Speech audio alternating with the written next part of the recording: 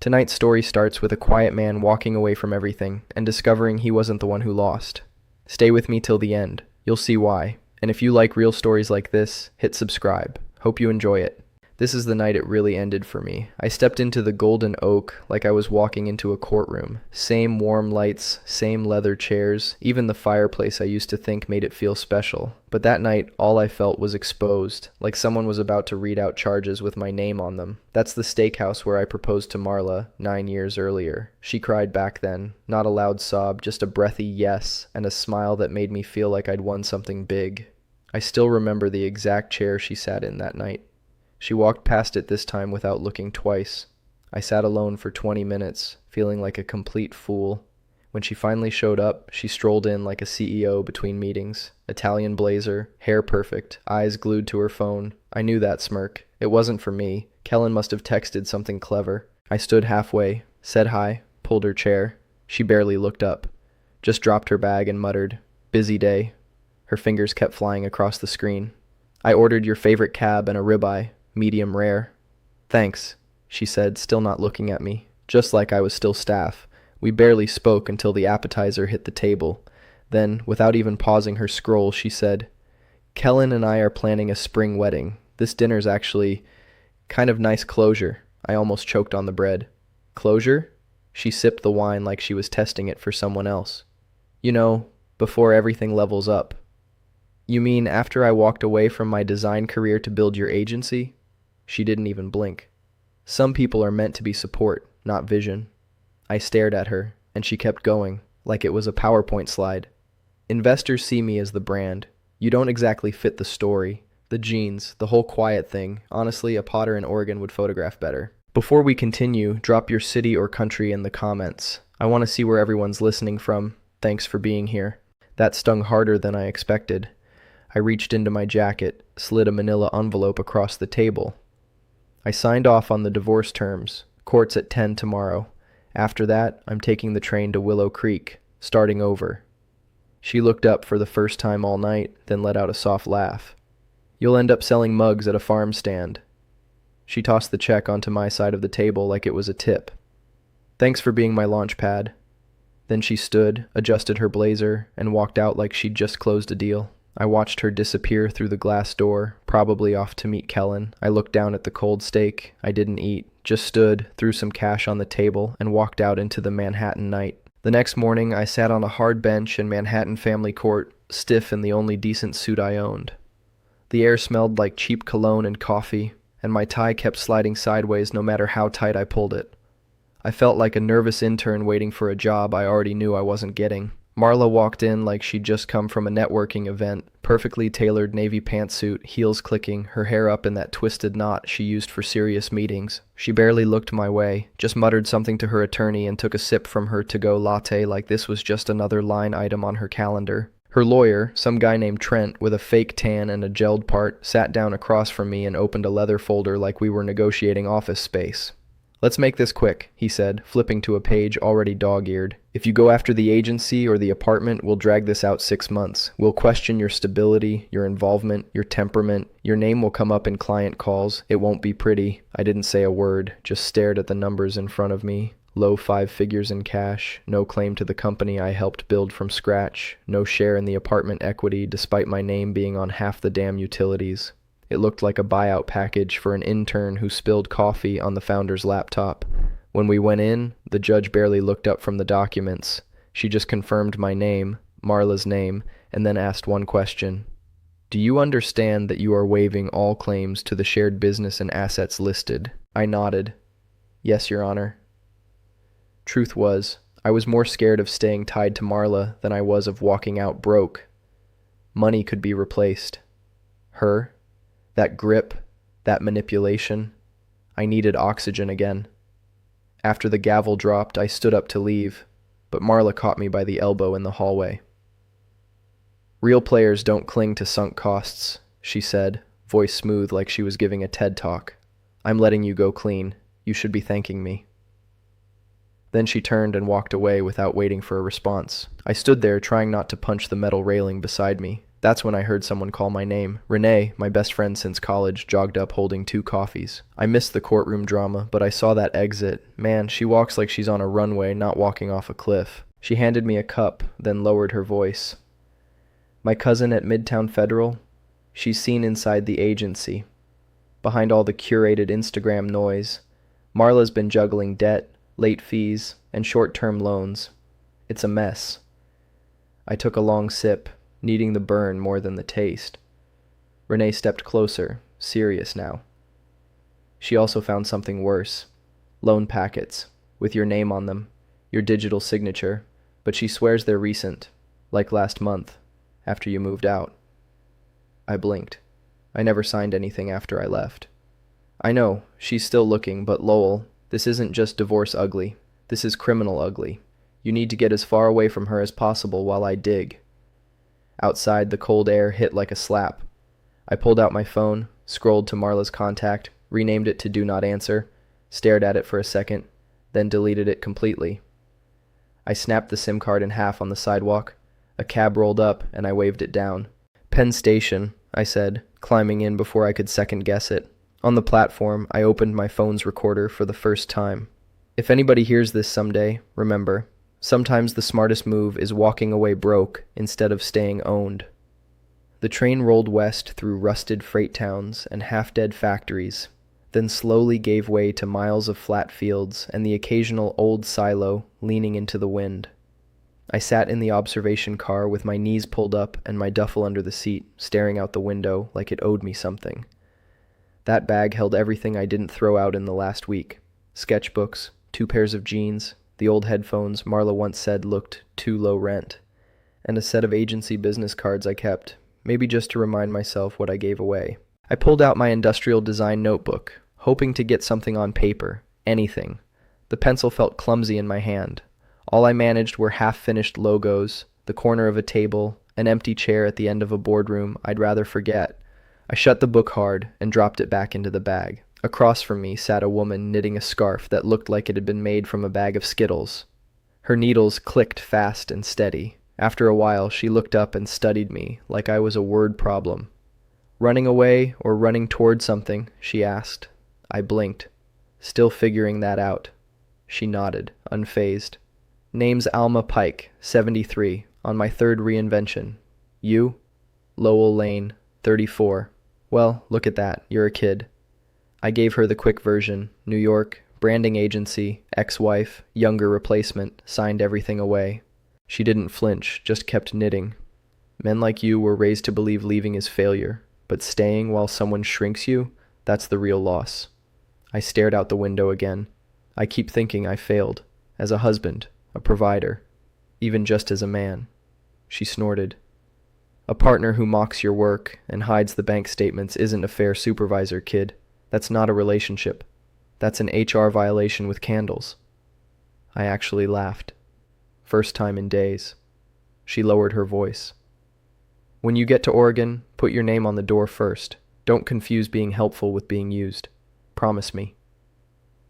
"I promise," I said, and meant it more than I expected. That night, wedged into the small sleeper with the lights dim and the hum of the tracks under me, I opened the recorder again. "Note to future Lowell," I said. "If a stranger in a neon scarf can see you're worth more than your job title, maybe it's time you believe it too." The next morning, the conductor's voice crackled through the speaker. "Willow Creek, Oregon, next stop." I stepped off the train and into clean, pine-scented air that didn't carry sirens or diesel smoke. It was sharp, cool, and so quiet it made me pause with my feet still on the gravel. I looked up at a sky that felt bigger than anything I'd seen in years. An old man in a navy cap stood by a battered Crown Vic with a cab sign bolted to the roof. He held up a cardboard sign that said, "Lane." "You Hank Bloom?" I asked, dragging my bags over. "That's me. And you're the Lane grandson, huh?" He popped the trunk. "Whole town wondered when you'd finally show up and claim that big stone house on the hill." He tossed my duffel in like it weighed nothing. I got in the back, shut the door, and watched Willow Creek roll past the window like something out of another life. Hank's taxi rattled up a long gravel driveway, tires crunching through loose stones while tall fir trees crowded both sides like quiet guards. Then the road opened and the house appeared. Iris's two-story stone place sat on the hill, exactly like I remembered. Ivy crawling over the walls, moss thick on the shaded side, the chimney leaning slightly like an old man refusing to quit. The whole place looked stubborn and steady, like it had been waiting for me longer than I realized. Hank killed the engine and glanced back at me through the mirror. "Well, there she is," he said. "Your grandmother always said that house would outlive the rest of us." I stepped out and grabbed my bags from the trunk. The porch boards creaked the same way they had when I was a kid running through here with muddy shoes. For a moment, I just stood there staring at the door. "Your grandmother always said this place would pull you back eventually," Hank added. "People figured sooner or later that Hill would call you home." I gave him a quiet thanks, watched the cab disappear down the driveway, then reached under the loose stone by the railing. The spare key was exactly where Iris always kept it. Inside, the house smelled like dust, old wood, and a faint trace of lavender soap she used for everything. Sunlight pushed through thin curtains, lighting up sheets draped over furniture like ghosts waiting for instructions. I dropped my bags and started moving through the rooms, pulling covers away and cracking open windows. "Well, Iris," I muttered out loud while dragging a chair across the floor, "looks like you finally got me out here like you wanted." Talking helped break the silence. Otherwise, the place felt too big, too quiet, like it was measuring me. In the kitchen, I started wiping down counters and clearing old mail stacked neatly near the fruit bowl. Most of it was junk: flyers, property tax notices, a couple of bills from the local power company. At the bottom sat a thick envelope with my full name written across the front in Iris's careful handwriting. No stamp, no return address. I opened it right there at the table. The letter inside was dated 6 years earlier. I could hear Iris's voice in every line. She wrote that she never trusted how quickly Marla's eyes moved whenever money came up. Said she'd lived long enough to recognize ambition that treated people like stepping stones. So she made arrangements to protect me in case my marriage ever went sideways. Halfway down the page, my stomach tightened. She explained there was a trust in my name, locked tight and handled by her attorney, Graham Ellison, here in Willow Creek. The money couldn't be touched by Marla under any circumstances. I could only access it after a divorce or when I turned 40. I sat there for a long time holding that paper. For years I skipped meals and slept on office couches trying to keep the agency afloat, believing everything depended on Marla's next big client. All that time, a safety net had been sitting quietly in this small Oregon town. The next morning, I walked into a narrow office between a bakery and a hardware store. A brass plate on the door read Graham Ellison, attorney at law. Graham was a gray-haired man with careful eyes who read Iris's letter without rushing. Then he nodded once and opened a thick binder from his desk drawer. He turned his computer monitor toward me. "You should probably see the full picture, Mr. Lane," he said calmly. "Your grandmother structured this very carefully. Rows of accounts filled the screen. Investment portfolios, property valuations, land records tied to the house." Graham folded his hands and spoke plainly. "With the investments and the property included, the trust currently stands at just under $4.8 million. All of it belongs to you, and legally it remains separate from your former spouse." For a second, I just stared at the screen. Then I started laughing. Not loud, not crazy, just a long, shaky laugh that burned behind my eyes. The same week Marla called me dead weight, I had quietly stepped into the exact wealth bracket she used to chase at networking parties, and she had absolutely no idea. Graham waited until I calmed down before asking his next question. "What would you like to do first?" I leaned forward in the chair. "I want a modest monthly draw," I said. "Nothing flashy, no luxury nonsense, and I want one promise from you." He raised an eyebrow. "My name stays boring," I told him. "Anyone in town who likes gossip doesn't need a reason to learn it." Then I picked up the pen he slid across the desk and signed the first document. After that meeting with Graham, my days in Willow Creek started taking on a shape. Mornings were spent fixing up the house, tightening hinges, oiling window latches, patching cracked tiles Iris never got around to. By noon I was knee-deep in wild rose bushes behind the shed, trying to tame what she used to call her floral jungle. Come evening, I'd collapse onto the porch steps with a sore back and just breathe until it got too cold to sit. A few weeks in, I passed a corkboard outside the post office and saw a flyer for a beginner pottery class at a place called Golden Kiln. I tore off the bottom tab and walked over that same afternoon. If I was going to be the guy in flannel with mugs, I figured I might as well learn how to make decent ones. The studio smelled like clay and coffee grounds. People moved slow, talked quiet, let the work lead the mood.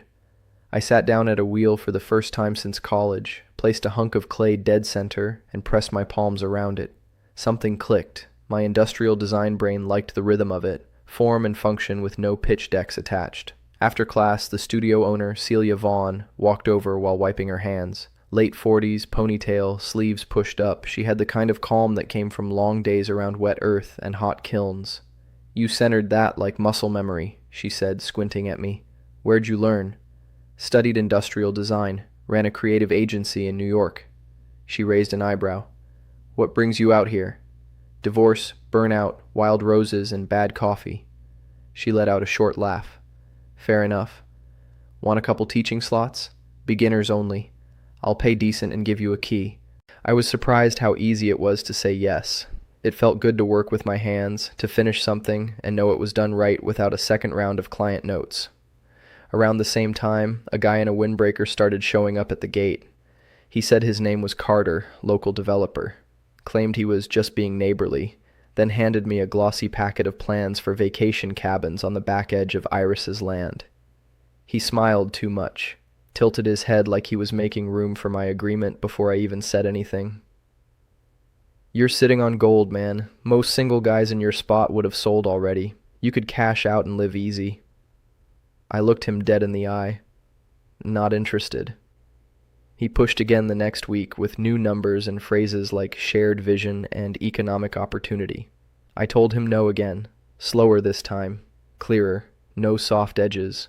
One Saturday, I heard boots on the gravel and looked up to see Russ Camden at the gate, worn jacket, trucker hat, beard grayer than I remembered. "Look who finally showed up," he said, pulling me into a hug. We sat on the porch, drinking beer and eating chips straight from the bag while I gave him the short version of what went down in New York. "Always figured you were the engine behind that whole agency thing," he said. "Marla was loud, but you were steady. Iris would have been proud you finally cut loose." Later I told him about the letter, the trust, the fact that, on paper, I now had more wealth than the agency probably ever did. "Keep it between us, all right?" I said. "Family business." He nodded and tapped his chest. "Dies with me." That night, I sat in my office with the mic on and hit record. Sometimes the strongest thing you can say isn't loud. It's just no. No to pressure, no to being used, and yes, to simple things that actually build you back. I leaned forward and hit save. Golden Kiln took off fast. Tourists pulled off the highway looking for rustic experiences. Locals started bringing friends, and by the second month, my Thursday class had turned into a full-blown hangout. Hands in clay, bad jokes flying, someone always bringing cookies or beer. I didn't realize how much I'd missed that kind of energy. Not performance, not posturing, just people doing something with their hands and not needing it to go viral. One night after class, while we were cleaning wheels and putting tools away, Celia leaned against the doorway with her arms crossed. "I've been thinking about moving closer to my sister," she said. "She's got a farm in Washington, needs help with her kids. I might sell the place. Just if I can find the right buyer." I paused mid-wipe. "You serious?" "Dead serious. And no, I'm not selling to Carter," she added, grinning. "You'd be good for it." I called Graham the next morning. We talked through options, and he helped structure a deal where one of Iris's smaller companies, just sitting dormant, could buy the building and studio outright. That way the business stayed alive. I got a normal salary, and nothing flashy showed up under my name in any public registry. When I signed those papers, it felt different. This time, my name was on every page. Nobody said a word about optics or protecting the brand. It was mine. Quietly, but fully mine.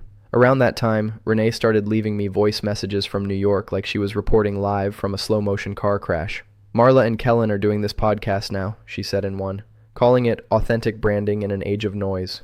Meanwhile, 2 junior designers just quit because they haven't been paid in over a month. Then came the bombshell. Renee's cousin, still at the bank, found a loan file tied to the agency. The collateral listed, our biggest legacy client from my time there, and the signature authorizing it, mine. Digital. Dated weeks after I'd left the apartment. She sent me a screenshot. It was my name, all right, but pasted from an old scan, dropped onto a new form like a patch job in Photoshop. Graham confirmed it. The document was fake. "You want to go straight to the police?" he asked. "No," I told him. "Let the bank's fraud team move first. I don't need to be the headline in their collapse. I just want my name cleared." Back in Willow Creek, I kept my head down. I used studio profits, not trust money, to quietly cover class fees and supplies for two teen girls who kept showing up to watch from the sidelines but never had enough to enroll.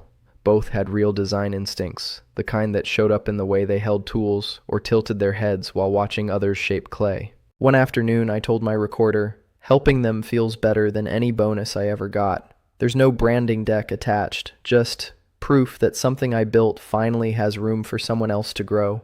By the time summer rolled in, I had days where New York didn't even cross my mind. No flashbacks, no Marla-shaped shadows in the corners. I'd go a whole morning in the studio without checking my phone until the bell above the front door rang, or someone shouted for help with glaze ratios. Then Renee's name would pop up again. New info, new fire, but most days, the quiet here was louder than all that noise, and it finally started to feel like mine. I was wiping glaze off a shelf when my phone buzzed with Renee's name. I answered with my elbow, still holding the sponge. "Lowell, put that thing down," she said. "You are not ready for this." I leaned against the counter. "All right, hit me." She didn't waste time.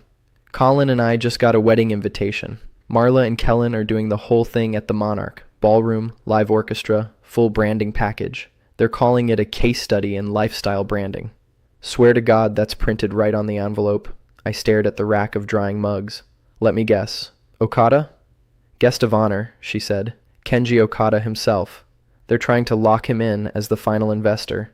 If he signs, the agency's debt gets papered over like it never existed." I could already picture it. Marla standing under crystal lights, smiling wide for cameras, selling her perfect arc. Struggle, vision, triumph. The fake signature would be buried under champagne and confetti. "Vendors are already calling the bank," Renee added. "Payments are bouncing, and Marla's still posting about 7-course tastings and imported roses. It's gonna blow." "And the bank?" I asked. "Compliance is circling back on that loan. My cousin says the forged signature combined with the unpaid interest has made it a priority now." I let out a long breath. Good. 3 days later, Russ showed up at my porch holding a thick cream envelope. "It's addressed to Mr. Russell Camden and guest," he said, smirking. "Guess I made the short list." I opened the screen door. She must be desperate. "You going?" He held the envelope like it might explode. Was gonna toss it, but now I'm tempted to eat expensive cheese and keep my ears open. I nodded. "Do it. Enjoy the hors d'oeuvres. Just don't mention my financial situation to anyone in that room, especially not Marla." He clapped a heavy hand on my shoulder. "You got it, polite strategist. I'll represent Team Lowell at what sounds like the most expensive performance I'll ever see." Later that evening, I ran into Carter, the developer, by the grocery store's refrigerated section. He spotted me and smiled like we were old friends. "Still thinking about the land?" he asked. "I get it. Big place, no tenants, upkeep's a lot for one guy, but we're both smart men here." I didn't let him finish. "Not selling." He paused like he was waiting for the rest. "That's it?" "That's it." He gave a tight smile, nodded once, and turned back toward the dairy aisle. On the walk home, I realized something simple but solid. This was the first time I shut a pitch down before it even started spiraling. No long explanations, no guilt, no soft edges, just no. That night, I hit record in the back office. There's a storm brewing 2 time zones away. I can feel it through the silence. But for once, I'm not the one standing without an umbrella. I'm not on the stage. I'm not holding the script. And I'm not cleaning up someone else's mess when it all hits the floor. I leaned back in the chair and let that sit. Then I hit save. On the night of the wedding, I sat on my worn couch in Willow Creek, mug of tea in one hand, Renee's live video call pulled up on my phone. She'd propped her camera against a vase of white hydrangeas, giving me a shaky but clear view of a glittering ballroom, packed with people in formal wear and forced smiles. White flowers draped everything, arches, staircases, even the chandelier overhead. A small orchestra played something pretentious and slow. Then Marla swept in like a queen, wearing a dress that probably cost more than our first full year of rent combined. She paused halfway down the aisle so the photographers could capture it. Kellen stood at the front, practically bouncing in place, grinning like a man who thought this was his big break. He shook hands with Okada's team, leaned in close to whisper jokes, pointed out little details from their brand story, engraved favors, custom backdrops, all part of the show. The ceremony lasted 15 minutes, just long enough to look legitimate, but the real performance started during the reception. The lights dimmed. A reel played across massive projection screens, charting the growth of the agency from a brave solo founder with nothing but vision and grit. Every image, every phrase, edited carefully to erase any trace that I ever existed. Right then, Renee's phone turned, catching a better view of the head table, and that's when I saw Russ. He stood up without waiting for a mic, clearly a few whiskeys in, voice louder than the sound system. "You all love a good brand story," he said. "Let me tell you how it really started." The camera wobbled as someone nearby turned to look. That agency began in a 2-bedroom walk-up with a quiet design nerd doing the real work. He's not in that slideshow because he's out in Oregon now, running a pottery studio and breathing fresh air. Also, fun fact, he's the grandson of Iris Lane. Yes, that Iris Lane. And she left him very, very comfortable. I watched with my jaw tight. On the live call, people started shifting in their seats. Then another video surfaced, someone closer, filming from the front. In that one, Russ didn't stop. He spelled it out.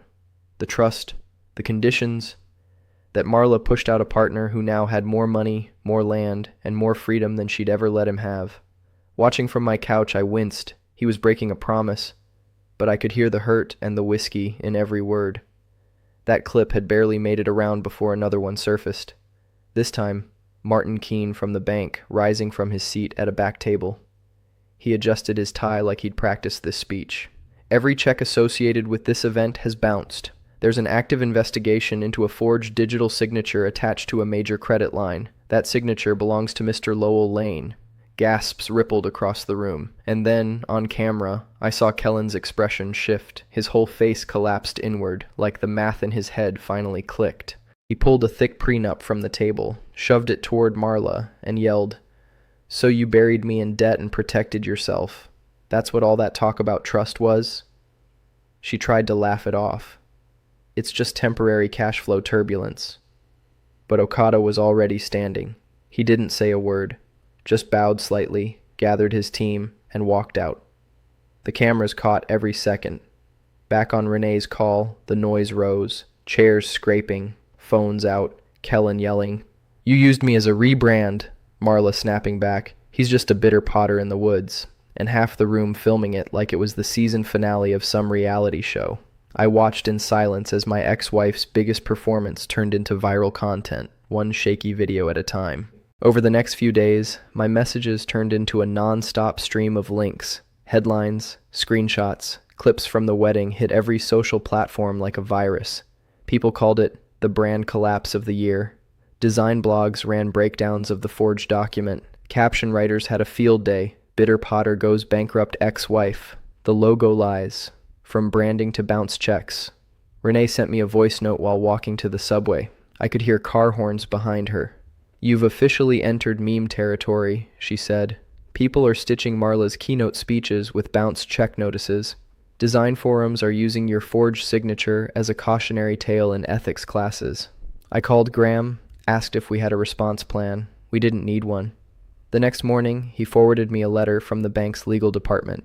They wanted my cooperation and attached a list of what they needed: old contracts, archived emails, any handwriting samples. I sent it all over by that evening. 3 days later, they confirmed in writing that I was officially categorized as a victim, not a participant. That line alone unclenched something in my chest I didn't realize I'd been bracing for. When the agency's physical assets and Marla's condo finally hit auction, Graham moved fast. Quietly, through one of Iris's shell companies, we scooped both properties for less than half their original value. No press, no names, just a wire transfer and a few sealed files. I signed paperwork turning the old agency office into a low-cost co-working space for young designers. No plaques, no branding, just clean desks and strong coffee. Marla's condo became short-term housing for people crawling out of ugly breakups, job loss, or worse. I made it a rule that nobody using those spaces ever had to know who paid the bills. Russ kept calling now and then, always from his truck, always with some update. "She lost the last of her flagship clients," he said one afternoon. "Kellen's gone too. Walked out when the bank froze the account. She's still posting like she's living the dream, but she's stitching together freelance gigs and scraping hard. I didn't ask for details. I didn't need them." Then, one quiet afternoon, I opened my email and saw a message from someone at Okada Holdings. They said Mr. Okada remembered my campaign work from years ago, back when I was still signing NDAs and eating vending machine dinners in the office. He wanted to talk about funding a new venture, a design firm, my name on the wall, big city office, No partners, no branding games, just clean creative and solid investment. I walked around with that idea humming in my chest for 2 straight days. I pictured modern hallways, custom lighting, thick glass conference doors etched with my initials. This time I'd be the face. No ghostwriter, no co-founder with sharp elbows. But then I spent an evening at Golden Kiln, helping one of my scholarship students glaze her first batch of mugs. When her first one survived the kiln without cracking, she lit up like someone had handed her a win she didn't know she needed. And I knew. I wrote Okada's team back, thanked them for the offer, and told them the truth. I was building a life in Willow Creek now. If they wanted to support fresh talent, I had names for them, just not mine. That night, I hit record. The surprise wasn't that Marla fell, I told my listeners. The surprise was how easy it felt to turn down her whole world, even on my own terms. About a year after the wedding imploded, I sat in Iris's garden with the roses full and climbing high around me, the mic clipped to my collar, and my laptop open on the small metal table she used to drink tea at. The same podcast that started as shaky voice notes on a train now had real gear and regular listeners. But today's episode felt personal, final, something I needed to say out loud before I could move on fully. I told new listeners who I used to be. A guy who thought being a good man meant saying yes to everything. Taking on the bills, fixing the messes, making sure someone else got the spotlight while I stayed backstage with the toolbox and a checklist. I walked them through the main beats. The steakhouse dinner where my wife called me dead weight over cold wine and a ribeye I paid for. The courtroom where I signed away my share in a company I helped build. The train ride west, where a woman with a neon scarf and zero patience told me I hadn't failed, I'd escaped. I explained how Iris's letter waited 6 years in a quiet kitchen drawer, how she put conditions on her trust because she saw something I didn't, that I was never going to protect myself unless someone else forced the issue. That safety net changed everything, and somehow nothing, at the same time. I talked about Golden Kiln, about the scholarship kids who show up after school still smelling like dish soap from the cafe down the road, turning their hands in clay like it might lead to something solid. I said I'd rather use money to buy them time than buy my self-image. I mentioned the developer, how he came at me with pressure, then charm, then good old-fashioned, friendly advice, and how telling him no got easier every time. Without naming names, I said my ex-wife rents a modest place now. My former replacement is bouncing between gigs, trying to spin authenticity out of panic. I don't feel joy hearing it. I just feel like the story finally hit even ground. I told them that the office where I once slept on the floor before client pitches is now filled with young designers who argue about fonts and solder circuits, and none of them knows the guy who brings pizza used to own the building. That's how I like it.